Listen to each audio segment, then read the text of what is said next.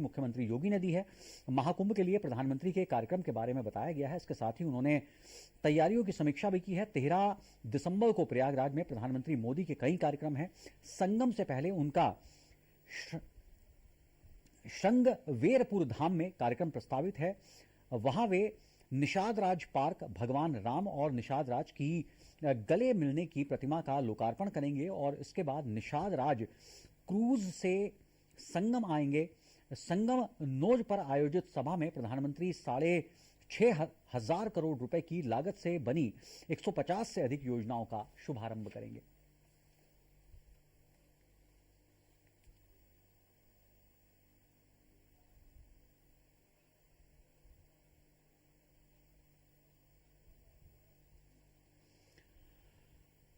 बरेली में गोपनीय सूचना के आधार पर औषधीय विभाग ने तमाम शहर के स्थानों पर छापेमारी की कार्रवाई को अंजाम दिया है। मामला सीबीगंज थाना क्षेत्र के तिलियापुर गांव का है। इस छापेमारी की कार्रवाई के दौरान एक घर से लाखों रुपए की नकली दवाइयां बरामद की गई हैं। बरामद दवाओं की कुल कीमत 4 लाख रुपए बताई जा रही है। पुलिस ने शहरोज नाम के एक शख्स को दवाइयों के साथ गिरफ्तार किया है। शहरोज के पास से नशे की भी दवा बरामद हुई है। पुलिस ने आरोपी के खिलाफ मुकदमा दर्ज कर कार्रवाई शुरू कर दी है।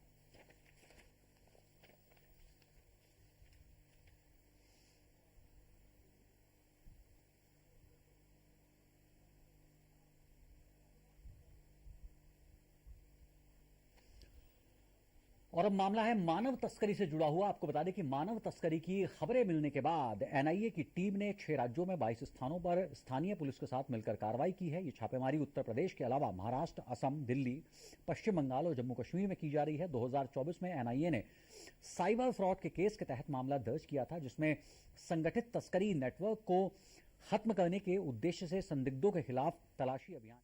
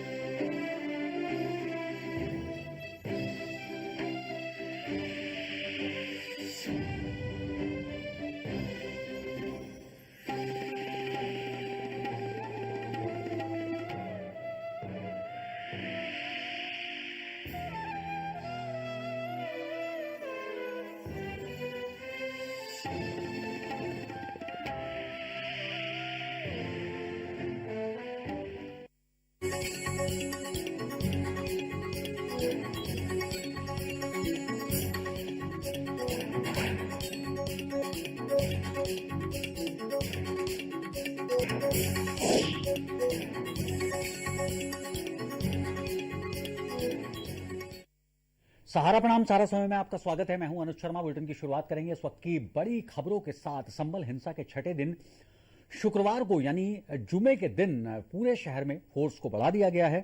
संवेदनशील इलाकों की बैरिकेडिंग की गई है। कमिश्नर अंजनेय कुमार सिंह ने कहा है कि अपनी अपनी मस्जिदों में नमाज अता कीजिए, बाहरी ताकतें यहां ना घुस पाएं, इस पर निगाह बनाए हुए हैं। एडवोकेट कमिश्नर रमेश सिंह राघव ने कहा है कि सर्वे के दौरान हिंसा हो गई थी, इसीलिए रिपोर्ट तैयार नहीं हो पाई है। कोर्ट ने अगली सुनवाई के लिए 8 जनवरी की तारीख मुकर्रर की है। संभल हिंसा की जांच के लिए राज्य सरकार ने गुरुवार को 3 सदस्यीय न्यायिक जांच आयोग का गठन किया है। इलाहाबाद हाईकोर्ट के रिटायर्ड जज देवेंद्र कुमार अरोड़ा की अध्यक्षता में गठित आयोग 2 माह में जांच पूरी कर सरकार को रिपोर्ट सौंपेगा। इधर जमीयत उलेमाए हिंद के अध्यक्ष मौलाना महमूद मदनी ने हिंसा में मारे गए युवकों को शहीद बताते हुए उनके परिजनों को 5-5 लाख रुपए देने का ऐलान किया है। वहीं मस्जिद कमेटी ने सर्वे का आदेश निरस्त करने की मांग करते हुए सुप्रीम कोर्ट में याचिका दाखिल की है।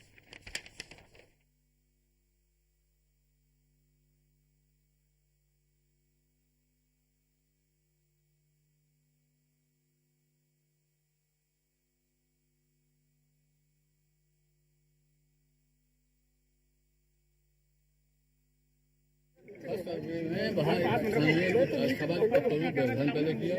सेकेंड सर्वे हमारा जैसा कि 24 तारीख हुआ था, वहाँ काफ़ी हिंसा हुई थी, जन सामान्य असमान हो गया, इसलिए सुचारू रूप से जन सामान्य नहीं होने का आज रिपोर्ट सबमिट की गई है। और संभल हिंसा की जांच के लिए उत्तर प्रदेश सरकार ने न्यायिक आयोग का गठन किया गया है। हाईकोर्ट के रिटायर्ड जज डीके अरोड़ा इस आयोग के अध्यक्ष होंगे। आयोग हिंसा के कारणों और संबंधित पहलुओं की गहनता से जांच कर रिपोर्ट सरकार को सौंपेगा। रिटायर्ड आईएएस अमित मोहन प्रसाद और रिटायर्ड आईपीएस अरविंद कुमार जैन आयोग के सदस्य होंगे। 2 महीने के भीतर जांच रिपोर्ट सौंपनी होगी।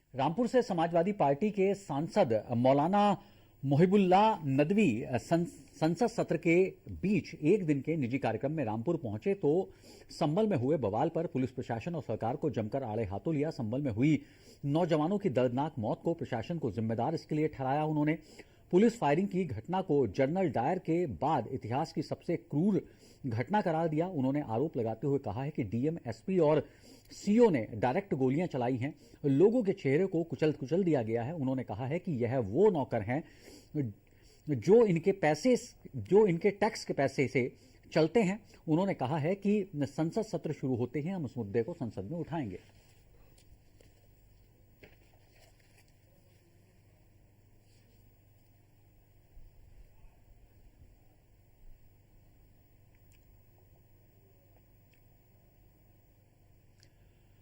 और उत्तर प्रदेश में हुए उपचुनाव के बाद नवनिर्वाचित सांसदों को विधानसभा के सदन में नवनिर्वाचित विधायकों को शपथ ग्रहण समारोह में विधानसभा अध्यक्ष सतीश महाना ने शपथ दिलाई है। विधानसभा में मुख्यमंत्री ने विजयी प्रत्याशियों को शुभकामनाएं देते हुए प्रदेश के विकास और जनता की आस्था की इसे जीत बताया है। जिन नवनिर्वाचित विधायकों ने शपथ ली है उसमें कुंदुरकी से रामवीर सिंह, फूलपुर से दीपक पटेल, खैर से सुरेंद्र सिंह, गाजियाबाद से संजीव शर्मा, कटेहरी से धर्मराज निषाद, मजवा से सुचिस्मिता मौर्य और मीरपुर से राष्ट्रीय लोक दल की मिथिलेश पाल शामिल हैं। इन सभी उम्मीदवारों ने जनता के विश्वास और समर्थन का धन्यवाद देते हुए अपने क्षेत्र के विकास को प्राथमिकता देने की बात कही है।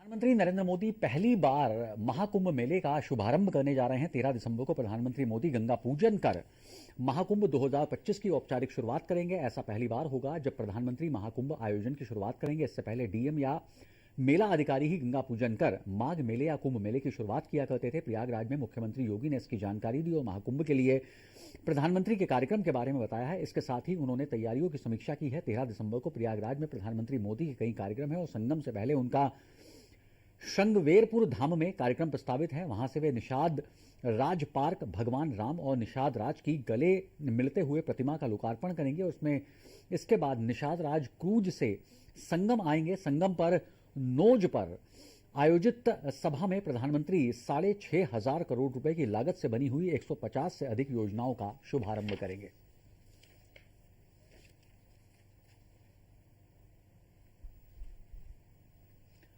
और प्रयागराज में गैंगस्टर अनुराग दुबे की मामले में सुप्रीम कोर्ट ने उत्तर प्रदेश सरकार पर सख्त टिप्पणी की है। पूरा मामला गैंगस्टर अनुराग दुबे से जुड़ा हुआ है, जिसके खिलाफ हत्या, जमीन हड़पने, जबरन वसूली और अन्य अपराधों से संबंधित 63 से ज्यादा एफआईआर दर्ज हैं। अनुराग के खिलाफ एनएसए, गुंडा एक्ट समेत कई गंभीर मुकदमे दर्ज हैं। आपको बता दें कि अनुराग के बड़े भाई का नाम अनुपम दुबे है, जिसके खिलाफ हत्या समेत कई गंभीर आरोप हैं।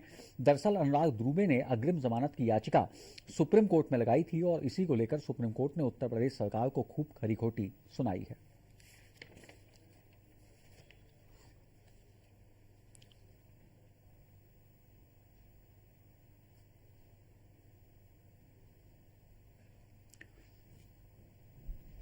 खबर हापुड़ से है, जहां पर हाफिजपुर थाना क्षेत्र में दो पक्षों के बीच हुए मामूली कहासुनी पथराव में तब्दील हो गई। कहासुनी को लेकर एक पक्ष के लोगों ने दूसरे पक्ष पर जमकर पथराव किया। पथराव का वीडियो सोशल मीडिया पर तेजी से वायरल हो रहा है। वीडियो में आप देख सकते हैं कि किस तरह से एक पक्ष के लोग दूसरे पक्ष पर पथराव करते हुए दिखाई दे रहे हैं। इस पथराव में एक पक्ष के 2 बच्चों सहित 3 लोग घायल हो गए हैं। वहीं हाफिजपुर थाना पुलिस पूरे मामले की जांच में जुटी हुई है। आरोपियों के खिलाफ उचित कार्रवाई की बात कह रही है।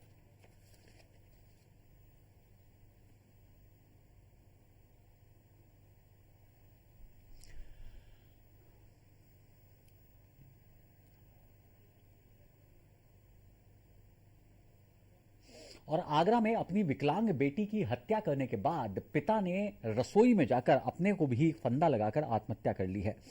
घटना की सूचना मिलते ही क्षेत्र में हड़कंप मच गया। मृतक की पत्नी का 3 साल पहले ही देहांत हो चुका है। 1 साल पहले दूसरा विवाह किया था। थाना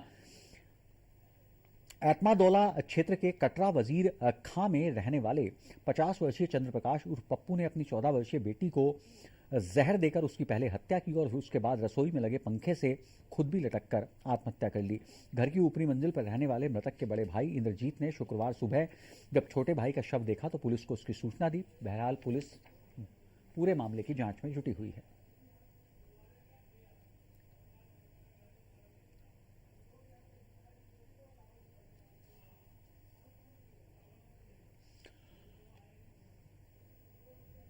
पूरा प्रकरण तो पता नहीं है, पर जिन्होंने दूसरी शादी की थी दिल्ली से, और क्या रिलेशन है इनके, उनसे हमने मना भी करी थी इनसे शादी करने की। हमने और किसी से शादी करा देंगे आपकी, इस लेडीज से मत करो, क्योंकि इसके वजह से पहले भी विवाद हुआ था हमारी दीदी के आगे, वो एक्सपायर हो चुकी है, 3 साल हो गए उन्हें। आज क्या घटना हुई है? आज की तो मुझे पता भी नहीं, मेरे पास आज की घटना के लिए इनको बुलाया गया है। मैं सुबह 9 बजे के टाइम पे मेरे पास फोन किया गया था किसी के नंबर से, नहीं से, जब मुझे पता पड़ी, जब मैं अभी आया हूँ। क्या पता लगा था आपको? कि फांसी ला ली गई है आपकी जियाई ने और भांजी को जेल दे दिया गया है, ये बताया गया था, तभी हम लोग आए हैं।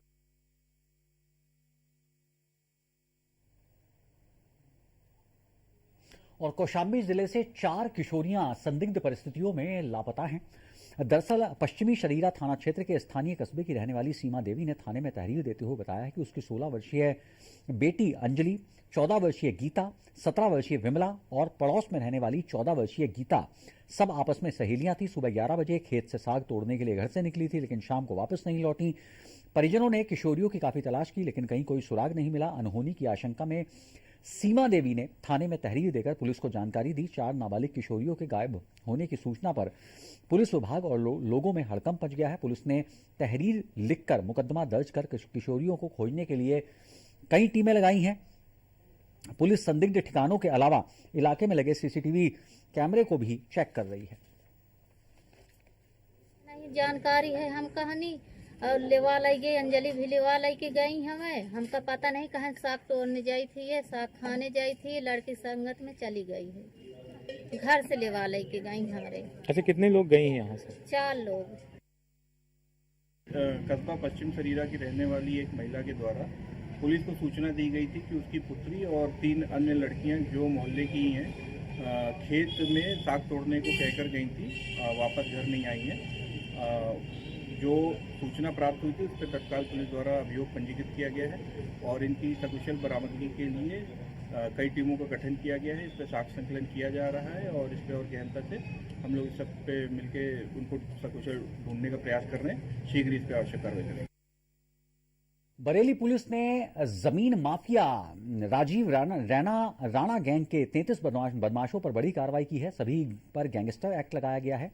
सभी पिछले कई वर्षों से विवादित जमीनों पर कब्जे का काम कर रहे थे। राजीव राणा गैंग को अब तक से कुछ दिनों पहले रजिस्टर किया गया था। इस गैंग के द्वारा 22 जून को इज्जतनगर थाना क्षेत्र के पीलीभीत बाईपास पर जमीन कब्जे को लेकर खुलेआम फायरिंग कर दहशत फैलाई गई थी। इस गैंग के 28 लोगों को पुलिस ने जेल में डाल दिया था, जिसमें राजीव राणा समेत काफी लोगों की जमानत हो चुकी है, जबकि कुछ लोग अभी भी फरार हैं। पुलिस का कहना है कि सभी बदमाशों को जल्द ही गिरफ्तार कर उनकी संपत्ति जब्त कर ली जाएगी।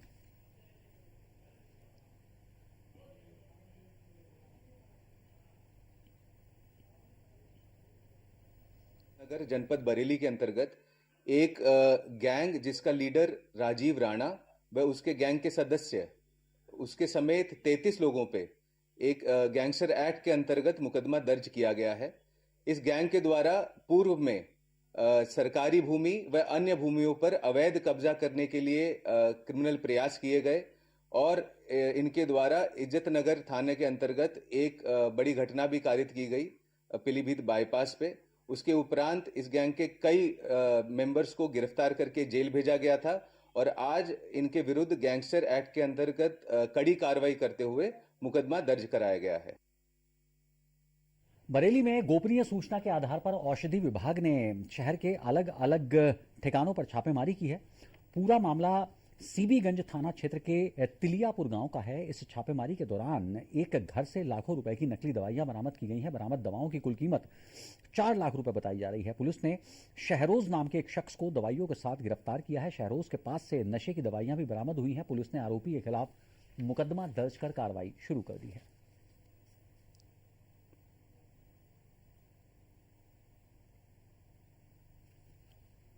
अमरोहा में एक मनचले युवक को एक युवती को छेड़ना उस वक्त महंगा पड़ गया जब युवती ने सरेआम उसकी जमकर पिटाई कर दी। युवती ने मनचले को सड़क पर गिरा कर फिल्मी अंदाज में पीटा। मनचले की पिटाई की घटना का वीडियो सीसीटीवी कैमरे में कैद हो गया। सोशल मीडिया पर जमकर वायरल भी हो रहा है। पीड़िता का आरोप है कि आरोपी युवक ने युवती के साथ कई दिनों से उस पर अश्लील फब्तियां कसता रहा और घटना गजरौला थाना क्षेत्र की है।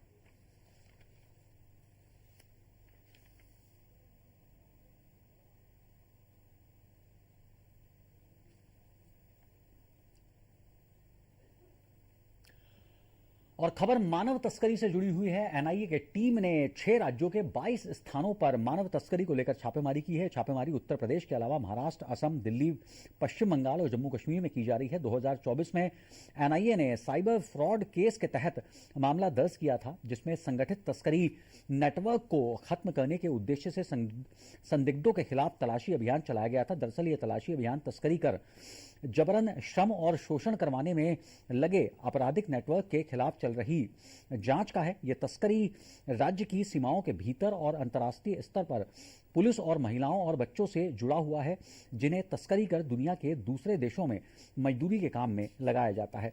इससे पहले एनआईए ने पिछले 5 अक्टूबर को 5 राज्य उत्तर प्रदेश, महाराष्ट्र, असम, दिल्ली और जम्मू कश्मीर में भी छापेमारी की थी।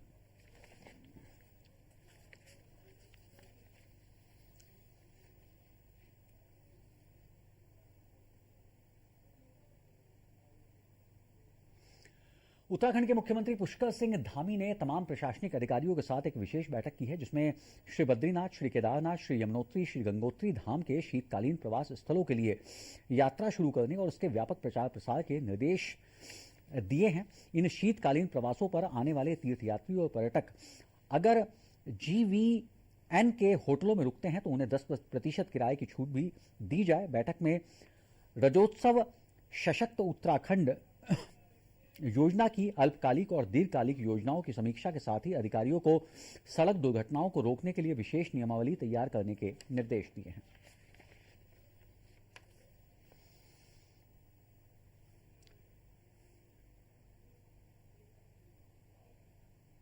सिलकयारा टनल उत्तरकाशी की सिलकयारा टनल में फंसे 17 मजदूरों को सुरक्षित बाहर निकाले जाने की घटना को आज पूरा 1 साल हो गया है। इस अवसर पर मुख्यमंत्री पुष्कर सिंह धामी ने इस अभियान में योगदान देने वाले सभी बचाव दलों, विशेषज्ञों और संस्थानों का आभार प्रकट किया है। उन्होंने प्रधानमंत्री नरेंद्र मोदी का विशेष धन्यवाद किया है, जिनके नेतृत्व में सभी जरूरी तकनीकी उपकरण और विशेषज्ञता उपलब्ध कराई गई थी। इस अभूतपूर्व अभियान ने दिखाया है कि चुनौतीपूर्ण परिस्थितियों में एकजुट होकर कैसे मुश्किलों का सामना किया जा सकता है। मुख्यमंत्री ने इसे भविष्य के लिए एक बड़ा पाठ बताते हुए कहा है कि इस प्रकार की घटनाओं से निपटने के लिए हमारी सभी तैयारियां और मजबूत उन्हें किया जाएगा। इस मौके पर गब्बर सिंह नेगी को विशेष रूप से सम्मानित किया गया, जिन्होंने सुरंग के भीतर अपने साथियों का हौसला बनाए रखा और बचाव दल का भरोसा मजबूत किया। यह दिन राज्य के साहस और एकजुटता का प्रतीक बना है।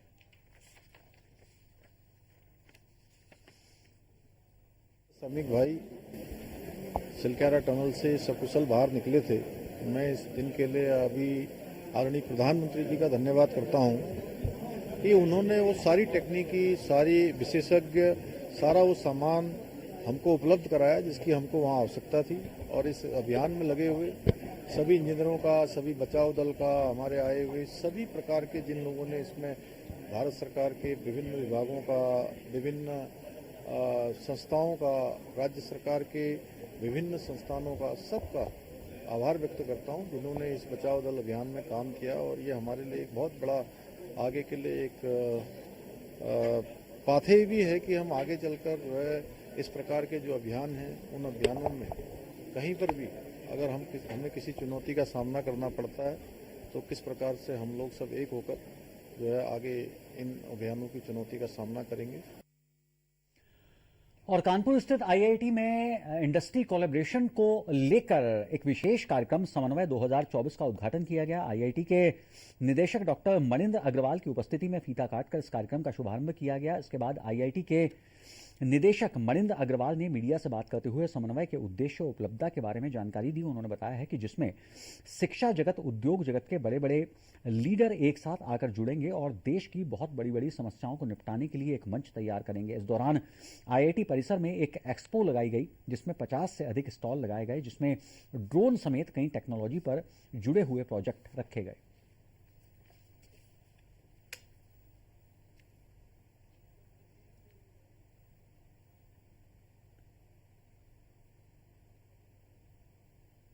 बताया कि क्लाउड सीडिंग किस प्रकार से हो सकती है, किस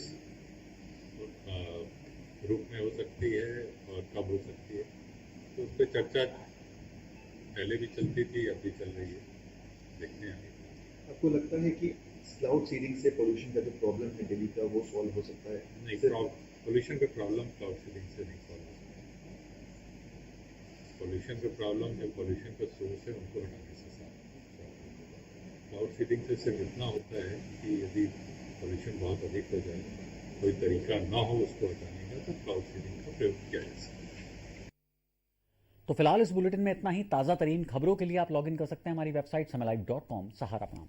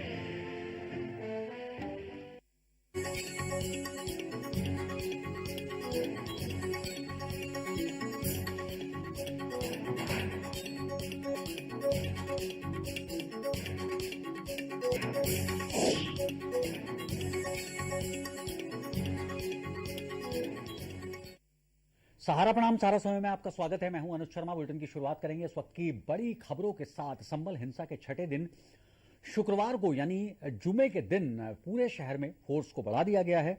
संवेदनशील इलाकों की बैरिकेडिंग की गई है। कमिश्नर अंजनेय कुमार सिंह ने कहा है कि अपनी अपनी मस्जिदों में नमाज अता कीजिए, बाहरी ताकतें यहां ना घुस पाएं, इस पर निगाह बनाए हुए हैं। एडवोकेट कमिश्नर रमेश सिंह राघव ने कहा है कि सर्वे के दौरान हिंसा हो गई थी, इसीलिए रिपोर्ट तैयार नहीं हो पाई है। कोर्ट ने अगली सुनवाई के लिए 8 जनवरी की तारीख मुकर्रर की है। संभल हिंसा की जांच के लिए राज्य सरकार ने गुरुवार को 3 सदस्यीय न्यायिक जांच आयोग का गठन किया है। इलाहाबाद हाईकोर्ट के रिटायर्ड जज देवेंद्र कुमार अरोड़ा की अध्यक्षता में गठित आयोग 2 माह में जांच पूरी कर सरकार को रिपोर्ट सौंपेगा। इधर जमीयत उलेमाए हिंद के अध्यक्ष मौलाना महमूद मदनी ने हिंसा में मारे गए युवकों को शहीद बताते हुए उनके परिजनों को 5-5 लाख रुपए देने का ऐलान किया है। वहीं मस्जिद कमेटी ने सर्वे का आदेश निरस्त करने की मांग करते हुए सुप्रीम कोर्ट में याचिका दाखिल की है।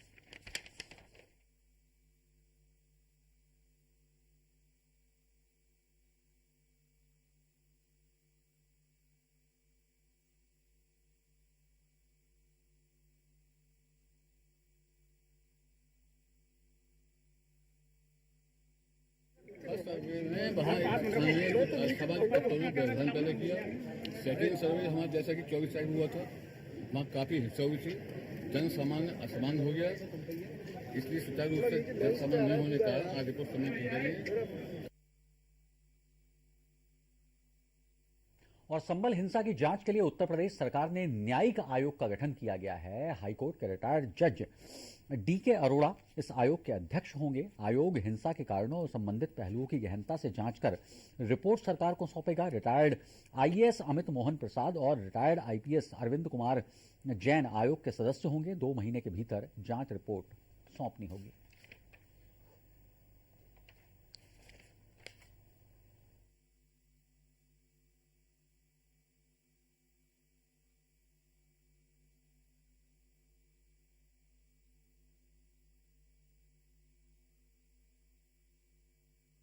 रामपुर से समाजवादी पार्टी के सांसद मौलाना मोहिबुल्लाह नदवी संसद सत्र के बीच एक दिन के निजी कार्यक्रम में रामपुर पहुंचे तो संभल में हुए बवाल पर पुलिस प्रशासन और सरकार को जमकर आड़े हाथों लिया। संभल में हुई नौजवानों की दर्दनाक मौत को प्रशासन को जिम्मेदार इसके लिए ठहराया। उन्होंने पुलिस फायरिंग की घटना को जनरल डायर के बाद इतिहास की सबसे क्रूर घटना करार दिया। उन्होंने आरोप लगाते हुए कहा है कि DM, SP और CO ने डायरेक्ट गोलियां चलाई हैं, लोगों के चेहरे को कुचल दिया गया है। उन्होंने कहा है कि यह वो नौकर हैं जो इनके टैक्स के पैसे से चलते हैं। उन्होंने कहा है कि संसद सत्र शुरू होते ही हम उस मुद्दे को संसद में उठाएंगे।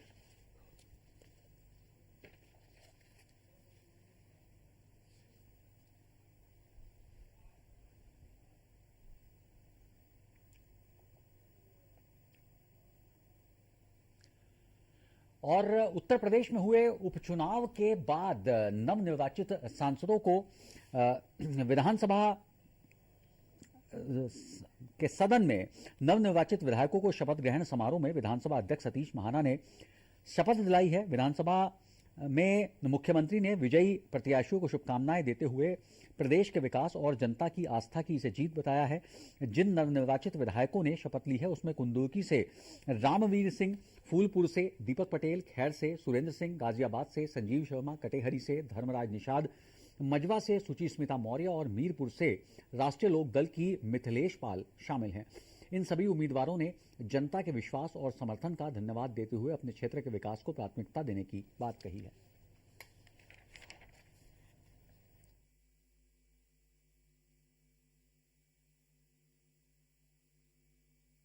प्रधानमंत्री नरेंद्र मोदी पहली बार महाकुंभ मेले का शुभारंभ करने जा रहे हैं। 13 दिसंबर को प्रधानमंत्री मोदी गंगा पूजन कर महाकुंभ 2025 की औपचारिक शुरुआत करेंगे। ऐसा पहली बार होगा जब प्रधानमंत्री महाकुंभ आयोजन की शुरुआत करेंगे। इससे पहले DM या मेला अधिकारी ही गंगा पूजन कर माघ मेले या कुंभ मेले की शुरुआत किया करते थे। प्रयागराज में मुख्यमंत्री योगी ने इसकी जानकारी दी और महाकुंभ के लिए प्रधानमंत्री के कार्यक्रम के बारे में बताया है। इसके साथ ही उन्होंने तैयारियों की समीक्षा की है। 13 दिसंबर को प्रयागराज में प्रधानमंत्री मोदी के कई कार्यक्रम है और संगम से पहले उनका श्रृंगवेरपुर धाम में कार्यक्रम प्रस्तावित है। वहां से वे निषाद राज पार्क भगवान राम और निषाद राज की गले मिलते हुए प्रतिमा का लोकार्पण करेंगे। उसमें इसके बाद निषाद राज क्रूज से संगम आएंगे। संगम पर नोज पर आयोजित सभा में प्रधानमंत्री 6,500 करोड़ रुपए की लागत से बनी हुई 150 से अधिक योजनाओं का शुभारंभ करेंगे।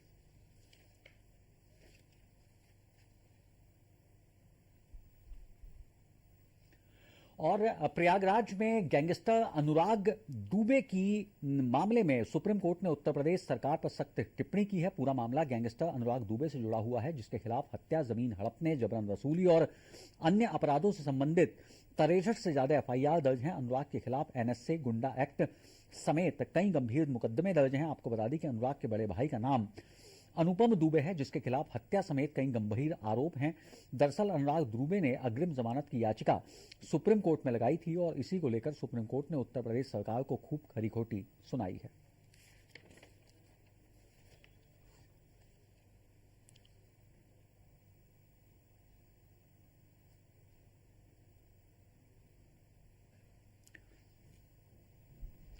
खबर हापुड़ से है, जहां पर हाफिजपुर थाना क्षेत्र में दो पक्षों के बीच हुए मामूली कहासुनी पथराव में तब्दील हो गई। कहासुनी को लेकर एक पक्ष के लोगों ने दूसरे पक्ष पर जमकर पथराव किया। पथराव का वीडियो सोशल मीडिया पर तेजी से वायरल हो रहा है। वीडियो में आप देख सकते हैं कि किस तरह से एक पक्ष के लोग दूसरे पक्ष पर पथराव करते हुए दिखाई दे रहे हैं। इस पथराव में एक पक्ष के 2 बच्चों सहित 3 लोग घायल हो गए हैं। वहीं हाफिजपुर थाना पुलिस पूरे मामले की जांच में जुटी हुई है। आरोपियों के खिलाफ उचित कार्रवाई की बात कह रही है।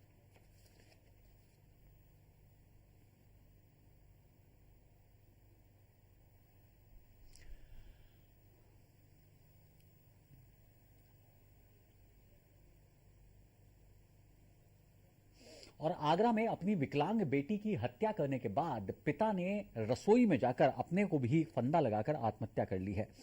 घटना की सूचना मिलते ही क्षेत्र में हड़कंप मच गया। मृतक की पत्नी का 3 साल पहले ही देहांत हो चुका है। 1 साल पहले दूसरा विवाह किया था। थाना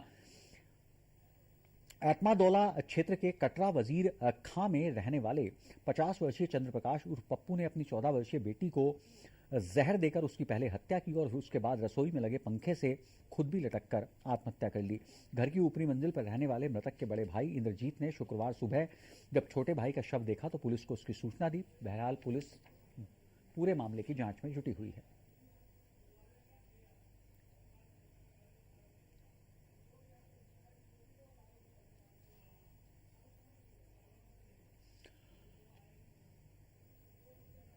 पूरा प्रकरण तो पता नहीं है, पर जिन्होंने दूसरी शादी की थी दिल्ली से, और क्या रिलेशन है इनके, उनसे हमने मना भी करी थी इनसे शादी करने की। हमने और किसी से शादी करा देंगे आपकी, इस लेडीज से मत करो, क्योंकि इसके वजह से पहले भी विवाद हुआ था हमारी दीदी के आगे, वो एक्सपायर हो चुकी है, 3 साल हो गए उन्हें। आज क्या घटना हुई है? आज की तो मुझे पता भी नहीं, मेरे पास आज की घटना के लिए इनको बुलाया गया है। मैं सुबह 9 बजे के टाइम पे मेरे पास फोन किया गया था किसी के नंबर से, यहीं से, जब मुझे पता पड़ी, जब मैं अभी आया हूँ। क्या पता लगा था आपको? कि फांसी ला ली गई है आपकी जियाई ने और भांजी को जेल दे दिया गया, ये बताया गया था, तभी हम लोग आए हैं।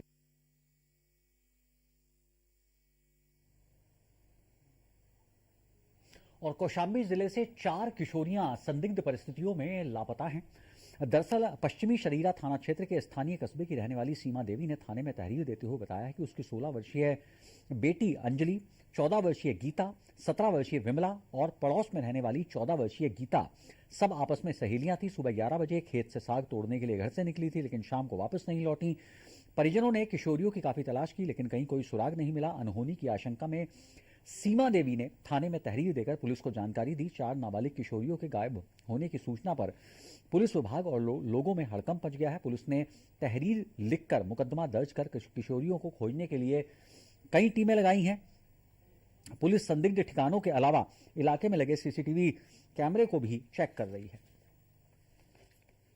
नहीं जानकारी है, हम कहानी और लेवा लाई गई, अंजलि भी लेवा लाई के गई हमें, हमका पता नहीं कहाँ साग तोड़ने जाई थी, ये साग खाने जाई थी, लड़की संगत में चली गई है, घर से लेवा लाई के गई हमारे। अच्छा, कितने लोग गए हैं यहाँ से? 4 लोग। कस्बा पश्चिम शरीरा की रहने वाली एक महिला के द्वारा पुलिस को सूचना दी गई थी कि उसकी पुत्री और 3 अन्य लड़कियां जो मोहल्ले की हैं खेत में साग तोड़ने को कहकर गई थी, वापस घर नहीं आई हैं।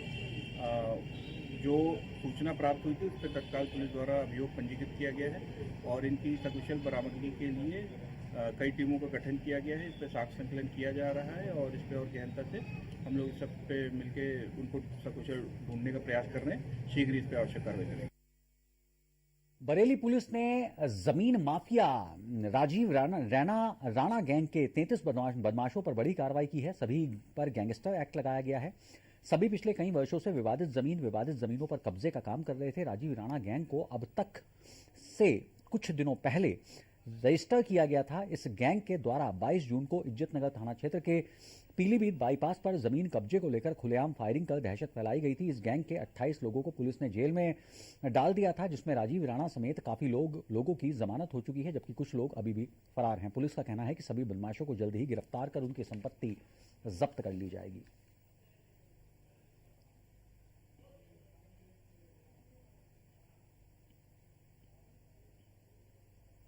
नगर जनपद बरेली के अंतर्गत एक गैंग जिसका लीडर राजीव राणा व उसके गैंग के सदस्य उसके समेत 33 लोगों पे एक गैंगस्टर एक्ट के अंतर्गत मुकदमा दर्ज किया गया है। इस गैंग के द्वारा पूर्व में सरकारी भूमि व अन्य भूमियों पर अवैध कब्जा करने के लिए क्रिमिनल प्रयास किए गए और इनके द्वारा इज्जतनगर थाने के अंतर्गत एक बड़ी घटना भी कारित की गई पीलीभीत बाईपास पे। उसके उपरांत इस गैंग के कई मेंबर्स को गिरफ्तार करके जेल भेजा गया था और आज इनके विरुद्ध गैंगस्टर एक्ट के अंतर्गत कड़ी कार्रवाई करते हुए मुकदमा दर्ज कराया गया है। बरेली में गोपनीय सूचना के आधार पर औषधि विभाग ने शहर के अलग अलग ठिकानों पर छापेमारी की है। पूरा मामला सीबीगंज थाना क्षेत्र के तिलियापुर गांव का है। इस छापेमारी के दौरान एक घर से लाखों रुपए की नकली दवाइयां बरामद की गई हैं। बरामद दवाओं की कुल कीमत 4 लाख रुपए बताई जा रही है। पुलिस ने शहरोज नाम के एक शख्स को दवाइयों के साथ गिरफ्तार किया है। शहरोज के पास से नशे की दवाइयां भी बरामद हुई हैं। पुलिस ने आरोपी के खिलाफ मुकदमा दर्ज कर कार्रवाई शुरू कर दी है।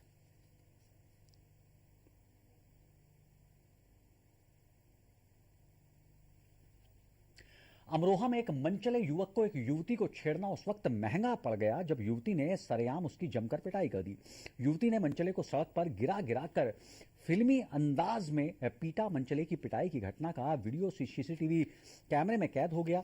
सोशल मीडिया पर जमकर वायरल भी हो रहा है। पीड़िता का आरोप है कि आरोपी युवक ने युवती के साथ कई दिनों से उस पर अश्लील फब्तियां कसता रहा और घटना गजरौला थाना क्षेत्र की है।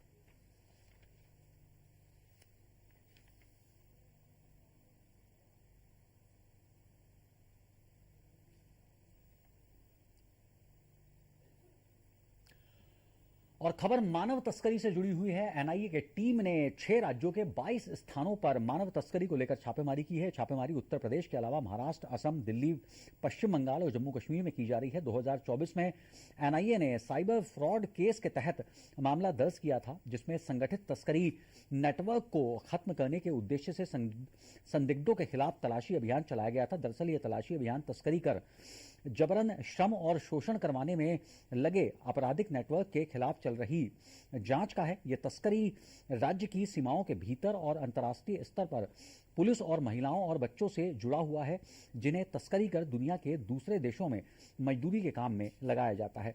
इससे पहले एनआईए ने पिछले 5 अक्टूबर को 5 राज्य उत्तर प्रदेश, महाराष्ट्र, असम, दिल्ली और जम्मू कश्मीर में भी छापेमारी की थी।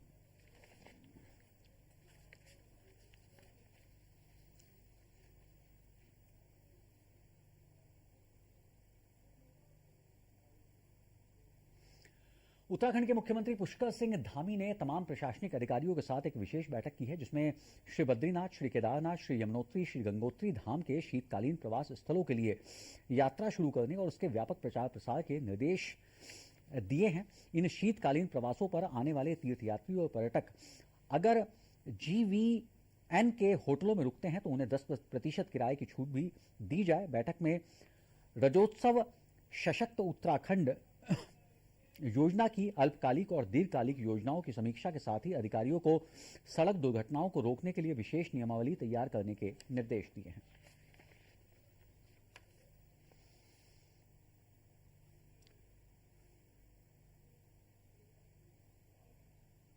सिलकयारा टनल उत्तरकाशी की सिलकयारा टनल में फंसे 17 मजदूरों को सुरक्षित बाहर निकाले जाने की घटना को आज पूरा 1 साल हो गया है। इस अवसर पर मुख्यमंत्री पुष्कर सिंह धामी ने इस अभियान में योगदान देने वाले सभी बचाव दलों, विशेषज्ञों और संस्थानों का आभार प्रकट किया है। उन्होंने प्रधानमंत्री नरेंद्र मोदी का विशेष धन्यवाद किया है, जिनके नेतृत्व में सभी जरूरी तकनीकी उपकरण और विशेषज्ञता उपलब्ध कराई गई थी।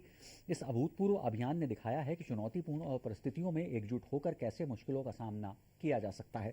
मुख्यमंत्री ने इसे भविष्य के लिए एक बड़ा पाठ बताते हुए कहा है कि इस प्रकार की घटनाओं से निपटने के लिए हमारी सभी तैयारियां और मजबूत उन्हें किया जाएगा। इस मौके पर गब्बर सिंह नेगी को विशेष रूप से सम्मानित किया गया, जिन्होंने सुरंग के भीतर अपने साथियों का हौसला बनाए रखा और बचाव दल का भरोसा मजबूत किया। यह दिन राज्य के साहस और एकजुटता का प्रतीक बना है।